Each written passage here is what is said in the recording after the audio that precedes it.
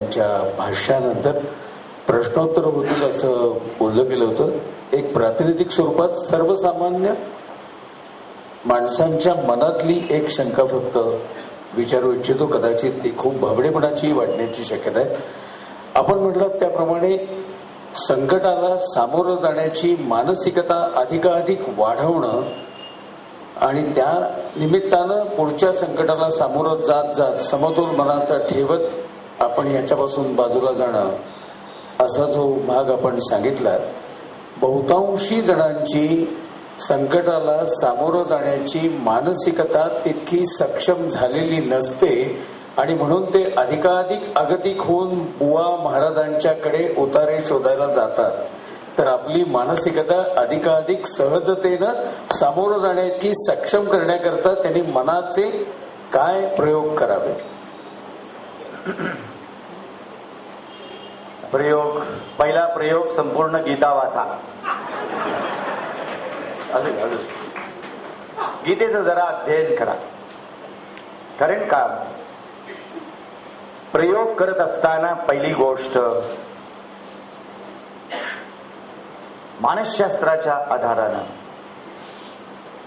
आपणच आपल्या मनाचं सतत निरीक्षण पहिल्यांदा करण्याचा प्रयत्न करा. आणि मनाचं निरीक्षण करताना दोन गोष्टी महत्वाच्या असतात. आपल्याला आपल्यातले चांगले विचार तेवढे आवडतात आणि त्याला वाद जातो आपण.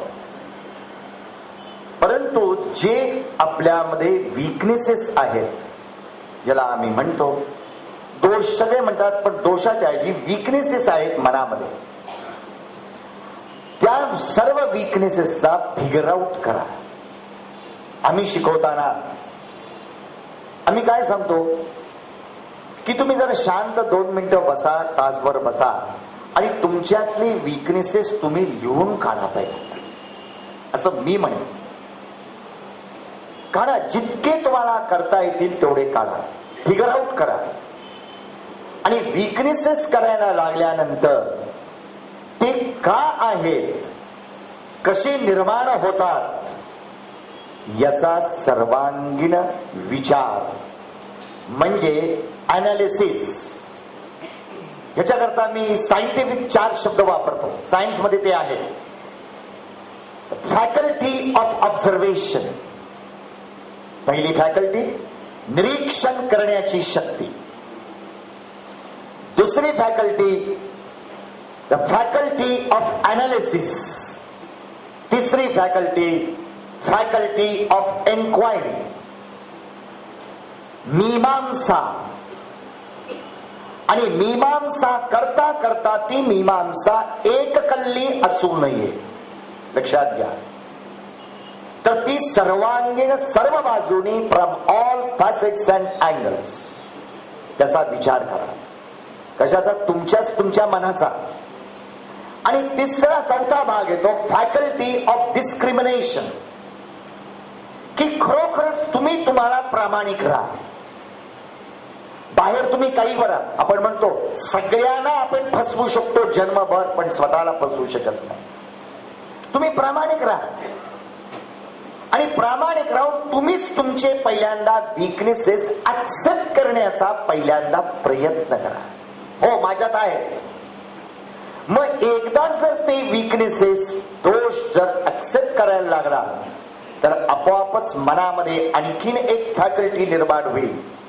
मनामध्ये अशी एक जिद्द आणि जिज्ञासा निर्माण होईल की ह्या सगळे दोष मी कसे निवारण करेन. बस.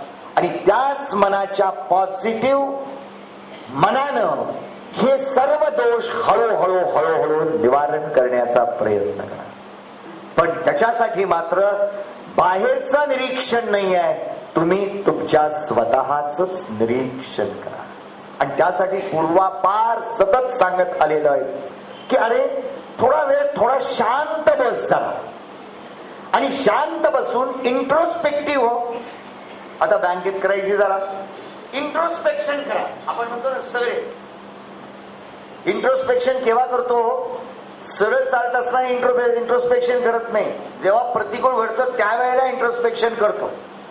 आणि इंट्रोस्पेक्शन करून तुम्ही तुमचे दोष काढले की तुमची प्रगती झाली, आपोआप दृष्टी बदले.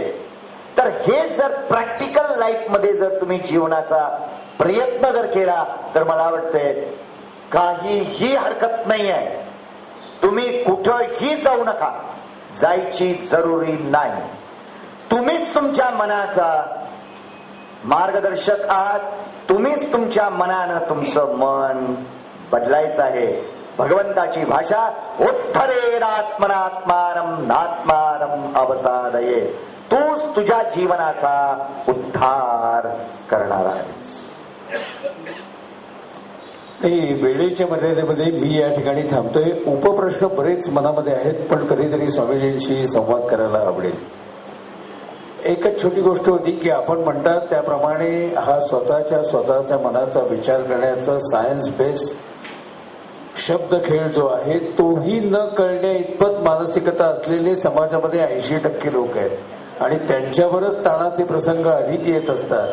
त्यांनाही अशा पद्धतीने स्वतःच्या मनाकडे बघण्याची क्षमता, करण्याचा विचार सुद्धा करण्या इतपत क्षमता नसते. त्यांनी काय करायचं? त्यांनी काय करावं? सत्संग करावा. निदान दुसऱ्यांच्याकडून चांगलं काहीतरी ऐकण्याचा प्रयत्न करा. म्हणूनच थांबतो.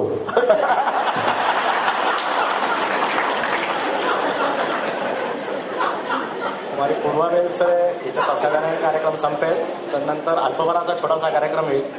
सर्व खातेदारांनी आणि उपसमितीचा लाभ घ्यावा. धन्यवाद.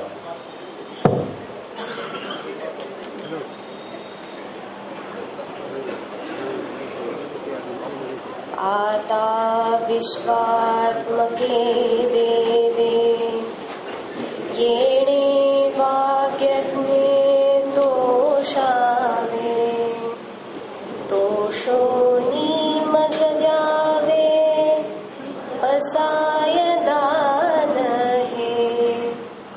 जे खळांची व्यंकटी सांडो तया सत्कर्मी रती वाढो. भूता परस्परे पडो मैत्र जीवांचे. दुरितांचे तिमिर जाओ विश्वस्वधर्म सूर्ये पाहो. जो जे वांछील तो ते लाभो प्राणी जात.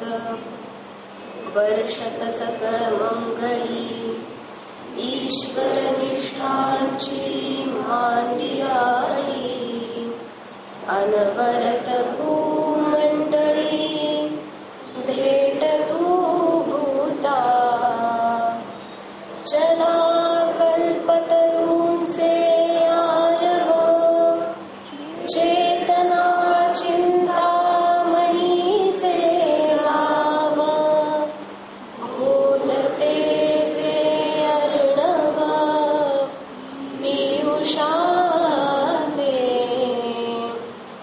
चंद्रमेचे अनांचना मार्तंड जे तापहीन.